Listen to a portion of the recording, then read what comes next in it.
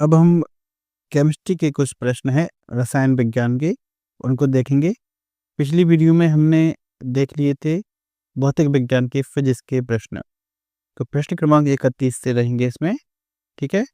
प्रश्न क्रमांक 31 है, भारी जल यानी हैवी वाटर का रासायनिक नाम क्या है? ए है hydrogen peroxide, B deuterium oxide, C tritium oxide, D calcium oxide. ठीक है, तो इसका सही उत्तर है विकल्प बी। यहाँ पर देखें, ये उत्तर लिखा है ड्यूटेरियम ऑक्साइड। सुविधा के लिए मैंने उत्तर यहीं पर लिख दिया है, जिससे कि जिन कैंडिडेट्स को टाइम नहीं, पेपर पास में है, तो वीडियो को स्किप कर करके वो केवल इसके उत्तर देख सकते हैं या खुद से हल कर सकते हैं। ठीक है, तो भारी जल का रासायनिक नाम क्या है? Deuterium oxide D2O। ठीक है, इसको याद करके रखें। ठीक है, और D2O का फॉर्मूला ये होता है, अगर उसका शेप भी पूछे परीक्षा में तो इस तरीके से बना होता है। ठीक है, डी, ठीक है, डी और यहाँ पर ऑक्सीजन का O। ठीक है, ड्यूटेरियम ऑक्साइड। ठीक है, इसका उपयोग कहाँ पर होता है? जो परमाणु रिएक्टर होते हैं, जहाँ परमाणु ईंधन से इलेक्ट्रिसिटी बनती है, लाइट बनती है, तो परमाणु रिएक्टर में जो न्यूट्रॉन मॉडरेटर कहते हैं ना, मंदक, उसके रूप में काम करता है ये। ठीक है, ठीक है, मंदक के रूप में, जिससे उसकी जो अभिक्रिया की गति उसको धीमा कर देता है वो। ठीक है, तो इसका उपयोग भी ध्यान रखें, कहाँ होता है?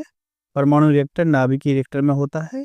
न्यूट्रॉन के जो मॉडरेटर है यानी मंदक है, न्यूट्रॉन मॉडरेटर या मंदक के रूप में ये कार्य करता है, ये ध्यान रखें।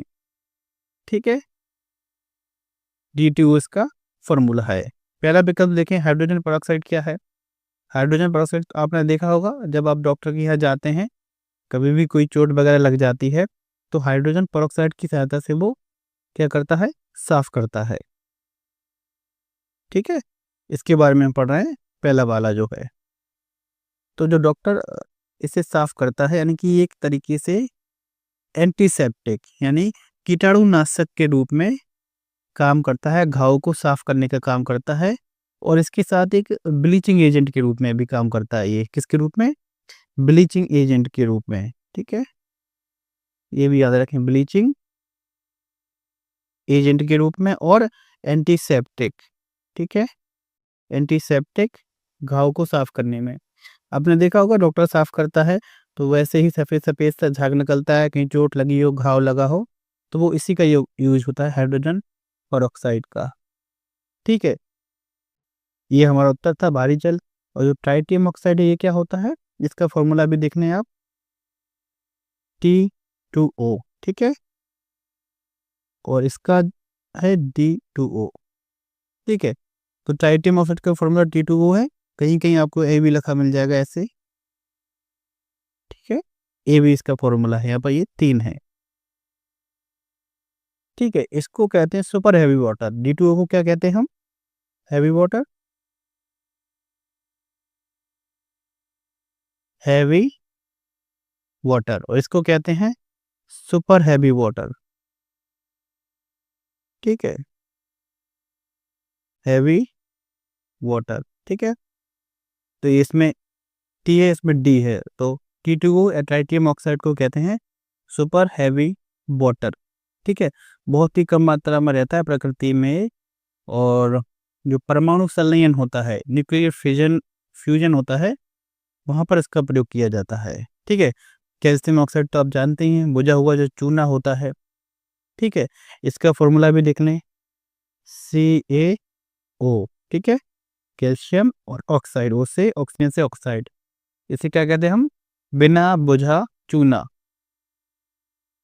ठीक है, कैल्शियम हाइड्रोक्साइड बुझा हुआ चूना होता है, और ये होता है बिना बुझा चूना, CO। इसको कहते हैं हम इंग्लिश में क्विकलाइम।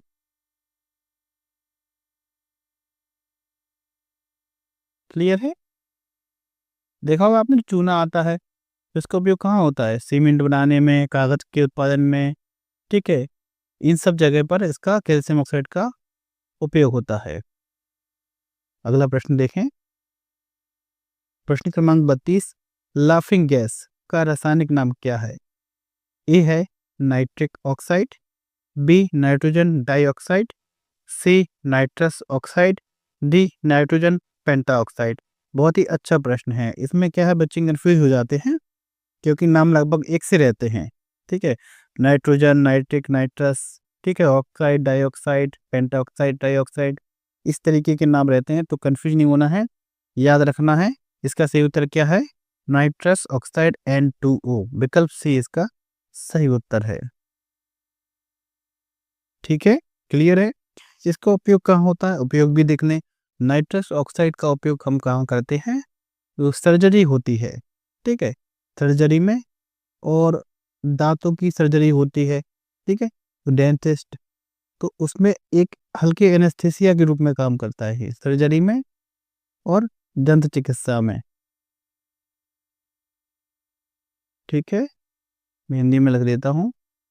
सर्जरी में और दंत चिकित्सा में एक एनेस्थीसिया यानी कि निश्चेतना करने के लिए या दर्द कम करने के लिए नाइट्रस ऑक्साइड का उपयोग करते हैं। ठीक है, मुख्य उपयोग बता रहा हूँ केवल मैं। अब इसमें जो पहला विकल्प है नाइट्रिक ऑक्साइड, इसका फॉर्मूला आपको पता है, N2O है नाइट्रस का। नाइट्रिक ऑक्साइड का उपयोग कहाँ होता है? ठीक है, इसका फॉर्मूला और देख लें, NO। ठीक है, ये नाइट्रिक ऑक्साइड, इसका उपयोग कहाँ होता है? हमारे शरीर में जो हमारी ब्लड वेसल्स होती हैं, रक्त वाहिका होती हैं, जो खून को ले जाती हैं, उनको फैलाने में ये मदद करता है। ठीक है, कौन? Nitric oxide. ठीक है, और ठीक है, जिनको हाई बीपी होता है, जो हाई ब्लड प्रेशर के मरीज होते हैं, तो उन्हें ऐसी चीज़ें दी जाएं जिससे नाइट्रस ऑक्साइड की मात्रा बढ़ जाती है, जैसे कि चुकंदर वगैरह हो गया है, तो उससे उनका बीपी लो हो जाता है, तो ध्यान रखें आप। ठीक है, नाइट्रिक ऑक्साइड NO का उपयोग कहाँ रहता है? आगे देखें हम, नाइट्रोजन डाइऑक्साइड। ठीक है, इसका उपयोग कहाँ होता है? ऑक्सीडाइजर के रूप में, जो रॉकेट का ईंधन है उसमें ऑक्सीडाइजर के रूप में इसका उपयोग होता है, नाइट्रोजन डाइऑक्साइड का, ये ध्यान रखें इसका। ठीक है, आगे देखें। प्रश्न क्रमांक 33, भोपाल गैस त्रासदी 1984 में हुई थी, में किस गैस का रिसाव हुआ था? सरल प्रश्न है और रिपीटेड प्रश्न बार बार परीक्षाओं में पूछा जाता है। ये है carbon monoxide, B methyl isocyanate, C hydrogen cyanide, D sulphur dioxide.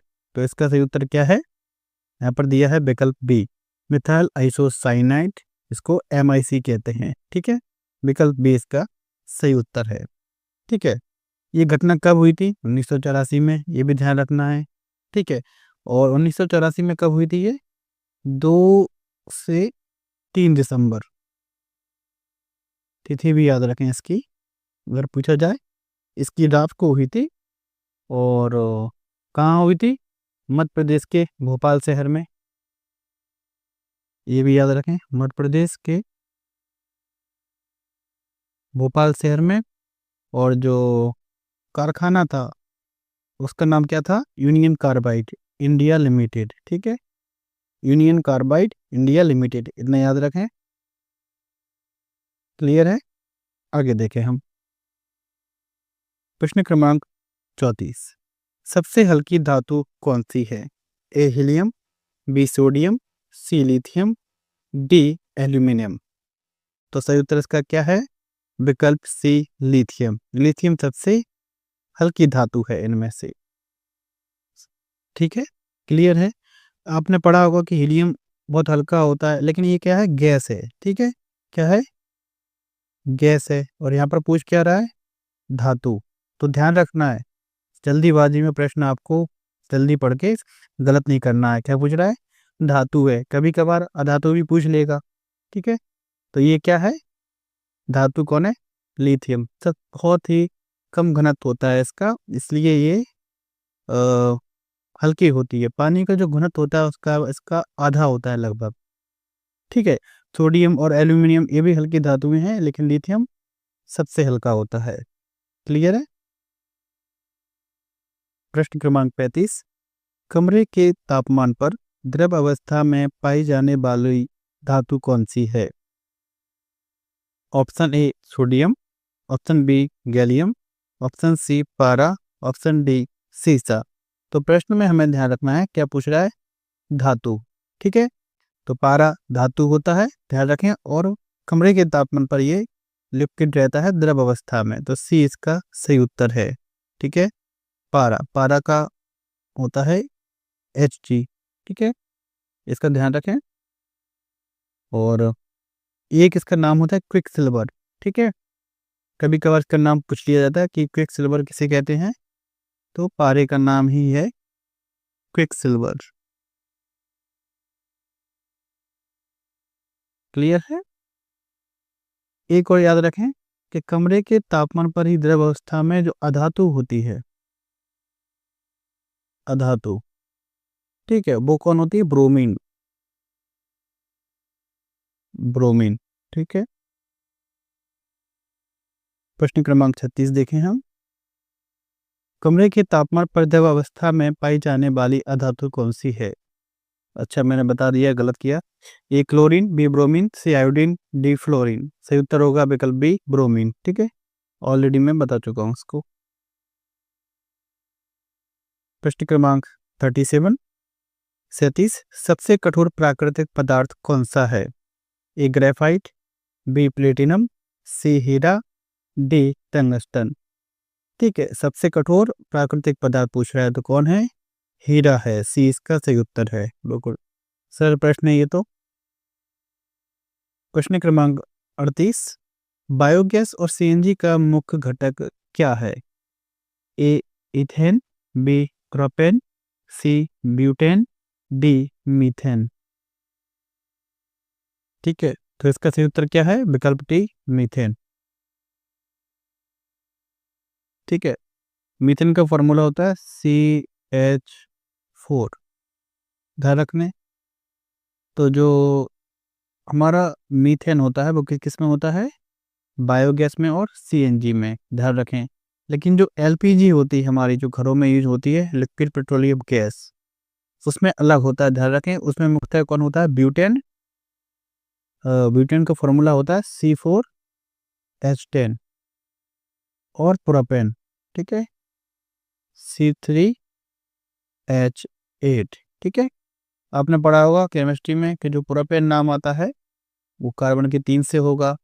ठीक है, ब्यूटेन, ठीक है, कार्बन के 4 होंगे, और मीथेन में 1, एथेन में 2। इस तरीके से नाम जो होता है नोमेनक्लेचर आपको ध्यान रखना चाहिए। ठीक है, तो एलपीजी में कौन होता है? ब्यूटेन और प्रोपेन गैस, और बायोगैस में होती है मीथेन। ठीक है, बायोगैस में और सीएनजी में। ठीक है, और जो सीएनजी है, एक चीज ध्यान में रखें, सीएनजी में जो मीथेन है वो बहुत ज़्यादा होती है, कितनी? लगभग 80 से 90%। लेकिन जो बायोगैस होती है इसमें होती है लगभग 70%। कौन? मीथेन। बाकी की बायोगैस में क्या होती है? कार्बन डाइऑक्साइड भी होती है, अधिकतम 70 होती है, 50 से 70, और प्लस CO2 भी होती है कार्बन डाइऑक्साइड किसमें? बायोगैस में। और लेकिन सीएनजी में सबसे अधिक होती है कौन? मीथेन। तो ध्यान रखें, कभी कभार प्रश्न ऐसे पूछ लिया गया कि सीएनजी की सबसे अधिक मात्रा, सॉरी, मीथेन की सबसे अधिक मात्रा कौन सी गैस में है? सीएनजी में या बायोगैस में? तो किस में है? सीएनजी में। क्लियर? प्रश्न क्रमांक 39 देखें। एलपीजी में मुख्य रूप से कौन सी गैसें होती हैं? वही प्रश्न आ गया जो मैंने बताया था ऊपर वाला। ए मीथेन और इथेन, बी प्रोपेन और ब्यूटेन, सी हाइड्रोजन और ऑक्सीजन, डी कार्बन मोनोऑक्साइड और मीथेन। सही उत्तर विकल्प बी प्रोपेन और ब्यूटेन। प्रोपेन ब्यूटेन का फॉर्मूला मैंने बता ही दिया, प्रोपेन का C3H8, ब्यूटेन का C4H10। क्लियर? प्रश्न क्रमांक 40 शुष्क बर्फ ड्राई आइस किसे कहा जाता है? ए है ठोस जल, बी है ठोस कार्बन डाइऑक्साइड, सी ठोस नाइट्रोजन, डी ठोस सल्फर डाइऑक्साइड। तो किसको कहा जाता है ड्राई आइस? विकल्प बी ठोस कार्बन डाइऑक्साइड को क्या कहते हैं? ड्राई आइस कहते हैं। क्लियर है?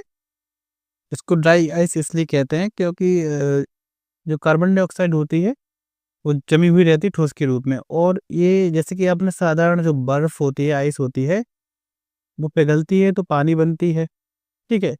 उसके बाद अगर बहुत ज़्यादा गर्म किया जाए तो वो भाप में बदलेगी, लेकिन जो ड्राई आइस है वो लिक्विड में नहीं बदलती है, सीधी किसमें, गैस में बदल जाती है। सब्लिमेशन इसका हो जाता है, ठीक है? और जो सामान्य बर्फ होती है उससे ज़्यादा ठंडी भी होती है। इसका उपयोग हम कहाँ करते हैं, ठीक है? जैसे कि जो आइसक्रीम वगैरह है ना, उसको ठंडा रखना है, और जो थिएटर वगैरह स्टेज में धुआं वगैरह किया जाता है इसका, बहुत बड़े बड़े उद्योग होते हैं जहाँ पर डीप फ्रीजर होते हैं, वहाँ भी इसका उपयोग किया जाता है, ठीक है? अगला प्रश्न देखें, प्रश्न क्रमांक 41। फलों को कृत्रिम रूप से पकाने के लिए किस गैस का उपयोग किया जाता है? ए है methane, B ethylene, C nitrogen, D carbon dioxide. इसका सही उत्तर है विकल्प बी, एथिलीन या एसिटिलीन, ठीक है? विकल्प बी इसका सही उत्तर है, एथिलीन। ये ध्यान और रखना है कि जो एथिलीन है, इसका जो गैस फॉर्म है, इसको कहते हैं एथीफॉन, ये भी याद रखें। इसकी गैस फॉर्म में होता है एथिलीन का, ठीक है? गैस में इसका उपयोग किया जाता है फलों को पकाने में, और ये सही तरीका है, जो फसाई है, FSSAI, ठीक है? इसके द्वारा मान्यता प्राप्त है, मतलब इसका आप उपयोग कर सकते हैं फलों को पकाने के लिए, ठीक है? और हानिकारक तरीका होता है जो कैल्शियम कार्बाइड से लोग पकाते हैं, जिससे एसिटिलीन गैस बनती है, वो स्वास्थ्य के लिए क्या होता है, हानिकारक होता है। सही तरीका होता है कि एथिलीन गैस का इथीफॉन का उपयोग करें। प्रश्न क्रमांक 42। गैल्वेनाइजेशन प्रक्रिया में लोहे को जंग से बचाने के लिए किसकी परत चढ़ाई जाती है? ए है टिन, बी तांबा, सी जस्ता, डी चांदी। सही उत्तर इसका क्या है? विकल्प सी जस्ता, ठीक है? जस्ता यानी कि जिंक। जो गैल्वेनाइजेशन की प्रक्रिया होती है, जिसमें लोहे को क्या हो, जंग ना लगे, रस्ट ना लगे, तो उसकी लेयर लग जाती है जस्ता की, जिंक की, उस धातु पर, लोहे की धातु पर, जिससे उस पे जंग नहीं लगती है। अगला प्रश्न देखें, प्रश्न क्रमांक 43। जंग लगने, रस्टिंग पर लोहे के भार पर क्या प्रभाव पड़ता है? अच्छा प्रश्न है ये, ठीक है? ए भार घटता है, बी भार बढ़ता है, सी भार समान रहता है, डी पहले बढ़ता है फिर घटता है। बहुत ही अच्छा प्रश्न है ये, ठीक है? इसका सही उत्तर होगा विकल्प बी, भार बढ़ता है, ठीक है? क्योंकि लोहे का भार जितना था, लेकिन बाहर रहने से, नमी में रहने से, उसकी क्रिया हुई किससे? नमी से, यानी कि पानी से और ऑक्सीजन से। तो इसकी वजह से उसमें जंग लग जाती है और उसका वजन बढ़ जाता है। प्रश्न क्रमांक 44। सिरके में कौन सा अम्ल पाया जाता है? अच्छा प्रश्न है, और रिपीट होने वाला प्रश्न है, बार बार पूछा जाता है। सिरका यानी कि विनेगर, जो कि खाने में भी या बहुत सी जगह उपयोग होता है। ए साइट्रिक अम्ल, बी लैक्टिक अम्ल, सी टार्ट्रिक अम्ल, डी एसिटिक अम्ल। तो कहाँ उपयोग होता है? इसका नाम कौन सा अम्ल है सिरके में? एसिटिक अम्ल या एसिटिक एसिड, डी इसका सही उत्तर है, ठीक है? इसका फॉर्मूला देखें तो वो है CH3COOH, ठीक है? एसिटिक एसिड का एक फॉर्मूला है, ठीक है? इसको ऐसे भी लिख सकते हैं कई बार, ये ब्रैकेट है C2H4O2, ऐसा भी आपको मिल जाए तो ये भी सही उत्तर है। आगे देखें हम, प्रश्न क्रमांक 45। बाकी की हम बता नहीं रहे हैं क्योंकि ये नीचे के प्रश्न आ जाते हैं, तो उसमें ये चीज़ें फिर अच्छे से नहीं बता पाते हैं। जैसे कि लैक्टिक अम्ल दूध में रहता है किसमें, तो वो बाद में हम समझेंगे। प्रश्न क्रमांक 45। सोडियम बाइकार्बोनेट का सामान्य नाम क्या है? ए बेकिंग सोडा, बी धावन soda, C caustic soda, D bleaching powder. तो सोडियम बाइकार्बोनेट का सामान्य नाम क्या है? Baking soda. ये इसका सही उत्तर है। ठीक है, इसका भी फॉर्मूला देख लें आप। सोडियम बाइकार्बोनेट यानी बेकिंग सोडा का NaHCO3। ठीक है, ये इसका फॉर्मूला है बेकिंग सोडा का। उसका उपयोग आप जानते होंगे, खाना वगैरह बनाने में बहुत सी जगह इसका उपयोग होता है। प्रश्न क्रमांक 46, सोडियम कार्बोनेट का सामान्य नाम क्या है? ठीक है, पहला था सोडियम बाइकार्बोनेट, लेकिन ये कौन है? Sodium carbonate. A baking soda, B धावन सोडा, सी जिप्सम, डी फिटकरी। सही उत्तर है विकल्प बी धावन सोडा, यानी जो कपड़े वगैरह धोने के काम में आता है वो होता है सोडियम कार्बोनेट। क्लियर है? इसका फॉर्मूला भी देख लें, 1 मिनट। Na2CO3। ठीक है, धावन सोडा यानी कि सोडियम कार्बोनेट का फॉर्मूला है ये। प्रश्न क्रमांक 47, किस धातु को चाकू से आसानी से काटा जा सकता है? ए है लोहा और तांबा, बी सोना और चांदी, सी सोडियम और पोटेशियम, डी कैल्शियम और मैग्नीशियम। तो इसका सही उत्तर है विकल्प सी, सोडियम और पोटेशियम नरम धातु होती हैं जिनको चाकू से भी आसानी से काटा जा सकता है। प्रश्न क्रमांक 48, फोटोग्राफी में फिक्सर के रूप में किस रसायन का प्रयोग किया जाता है? A silver bromide, B sodium thiosulphate, C silver iodide, D potassium nitrate. बहुत ही अच्छा प्रश्न है ये भी।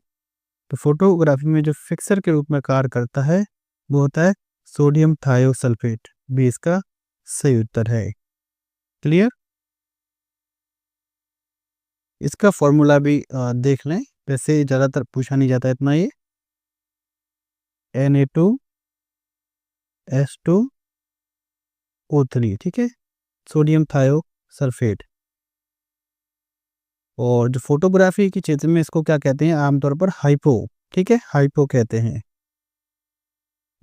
अगर प्रश्न पूछा जाएगा तो ये पूछ सकता है कि हाइपो किसे कहते हैं। ठीक है, तो फोटोग्राफी में जो फिक्सर का काम करता है।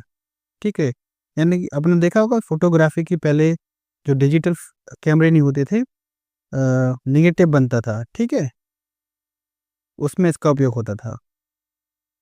आगे देखें, प्रश्न क्रमांक 49, एक्वा रेजिया किन दो अम्लों का मिश्रण है? ठीक है, बहुत ही अच्छा प्रश्न है ये।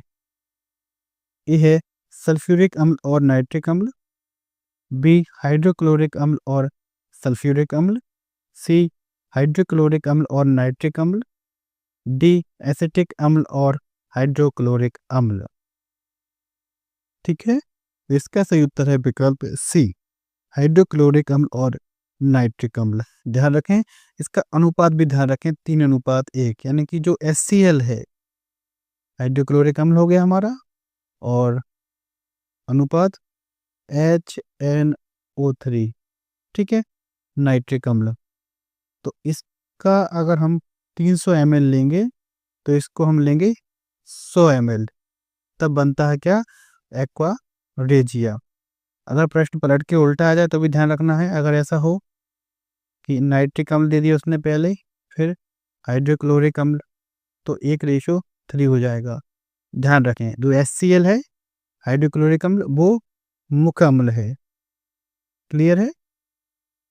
प्रश्न क्रमांक 50, सिगरेट लाइटर में कौन सी गैस प्रयुक्त होती है?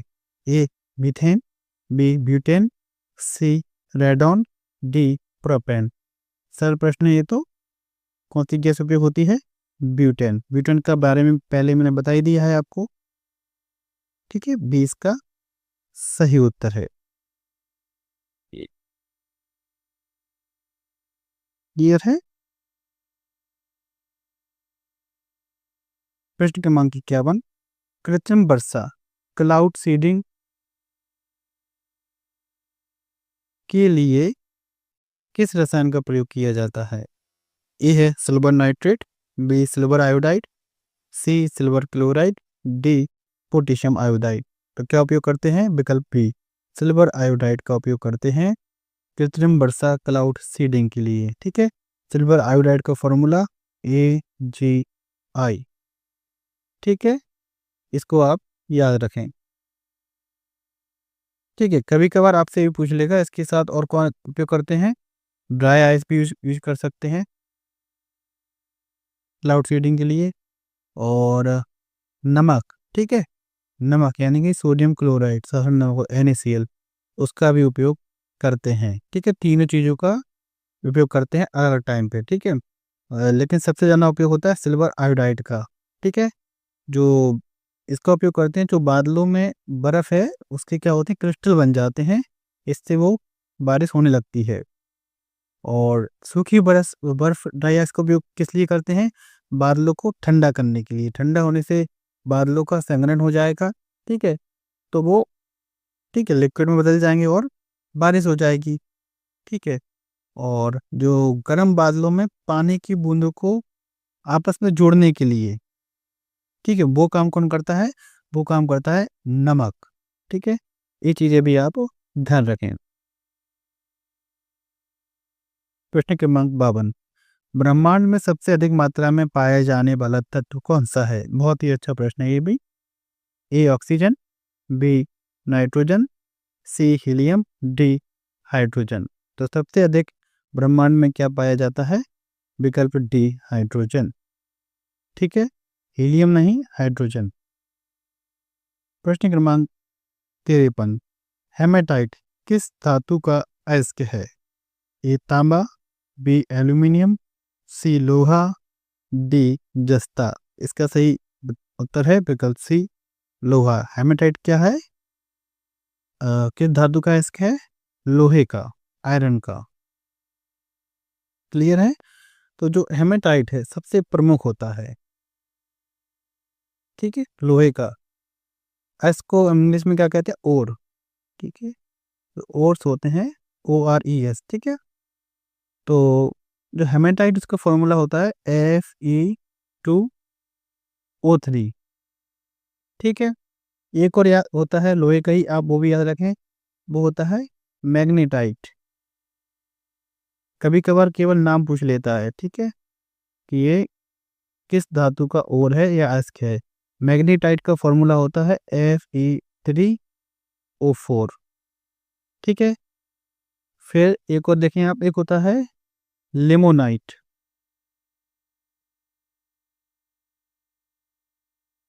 लिमोनाइट, ठीक है, इसका फॉर्मूला होता है Fe2O3.3H2O, यानी कि वाटर के 3 मॉलिक्यूल हैं। ठीक है, तो यहाँ पर 3 मॉलिक्यूल हैं, ऐसे आप इसको ध्यान कर सकते हैं।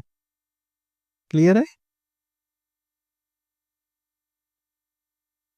अगर 3 मॉलिक्यूल की जगह अगर आप यहाँ पर 2 कर लें, जैसे 2Fe2O3.3H2O, तो वो भी सही हो जाएगा। ठीक है, कभी कभार ऐसा आपको दिया रहेगा। क्लियर है, हाँ, एक 2 नाम और पूछे जाते हैं ज़्यादा, एक आयरन पायराइट और एक सिडेराइट। आयरन पायराइट का नाम बहुत पूछा जाता है, आयरन पायराइट। ऐसे नाम जो कम सुने जाते हैं, पूछ लिए जाते हैं। इसको फूल्स गोल्ड भी कहते हैं, मूर्खों का सोना। ठीक है, इसलिए ज़्यादा पूछा जाता है आयरन पायराइट। इसका फॉर्मूला होता है FeS2। इसे क्या कहते हैं,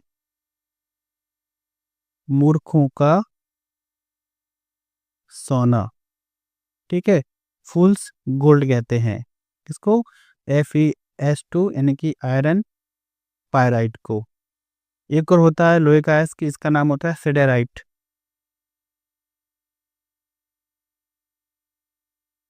ठीक है, उसका फॉर्मूला होता है FeCO3। मुक्ता पे याद रखें आयरन पायराइट और अपना हेमेटाइट। क्लियर।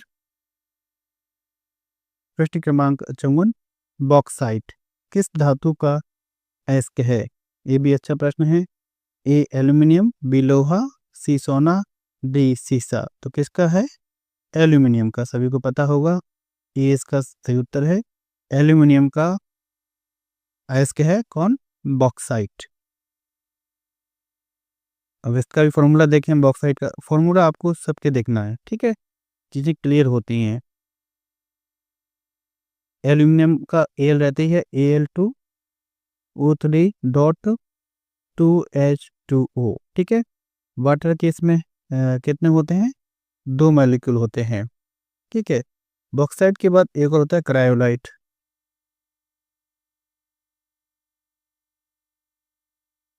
ठीक है। इसका फॉर्मूला होता है Na3Al(F6), ठीक है।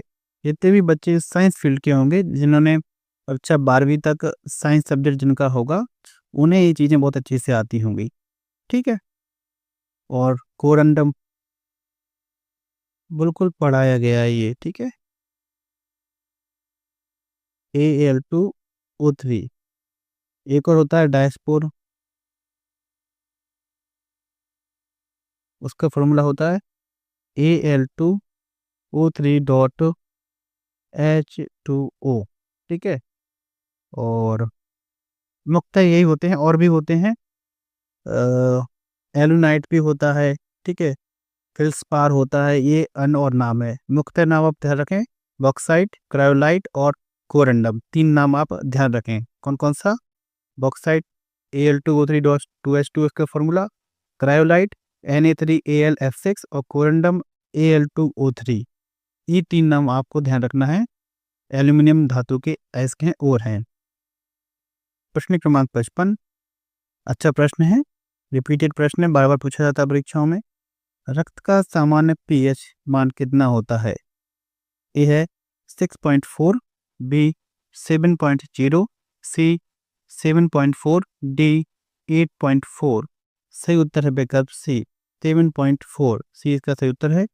यानी जो रक्त की प्रवृत्ति होती है थोड़ी क्षारीय होती है, ठीक है, स्लाइडली क्षारीय होती है। 7.4 इसका पीएच मान है। प्रश्न क्रमांक 56 शुद्ध जल का पीएच मान कितना होता है? A6, B7, C8, D0। शुद्ध जल यानी कि डिस्टिल्ड वाटर, तो उसका पीएच कितना होता है? न्यूट्रलाइज होता है, यानी कि बी 7 होता है। बी इसका सही उत्तर है 7, ठीक है। सर प्रश्न ये आपने देखा होगा, जो पीएच वैल्यू जिसकी 7 होती है वो नॉर्मल, और ठीक है अगर बढ़ के है तो वो चीज़ क्षारीय होती जाती है, ठीक है, बेसिक, और कम है तो वो चीज़ अम्लीय होती जाती है, ठीक है। जैसे ब्लड का 7.4 था यहाँ पर, तो वो क्या था? थोड़ा क्षारीय था ब्लड, ठीक है, तो हमारा रक्त है।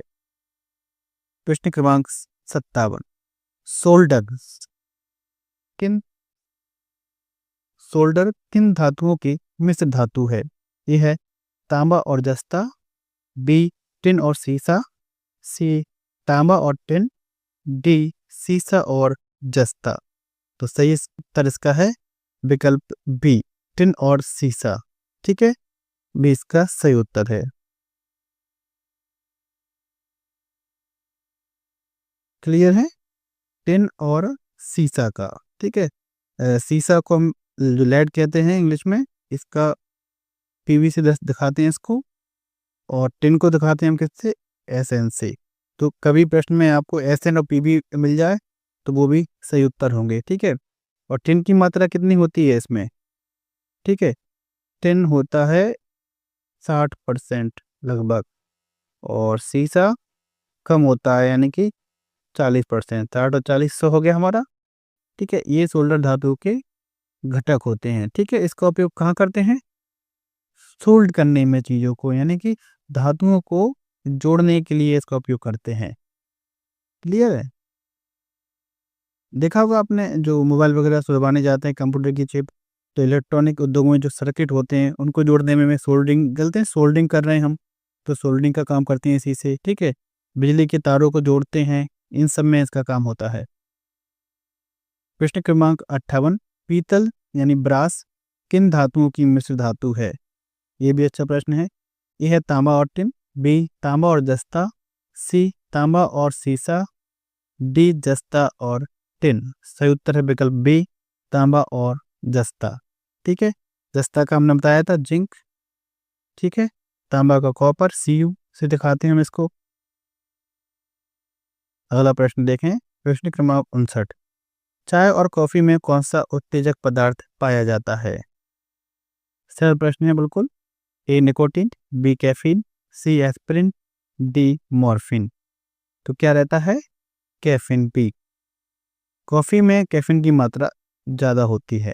ठीक है, और निकोटीन किस में रहता है? हमारा सिगरेट, तंबाकू वगैरह जो चीज़ें टोबैको से बनी होती है उसमें निकोटीन रहता है।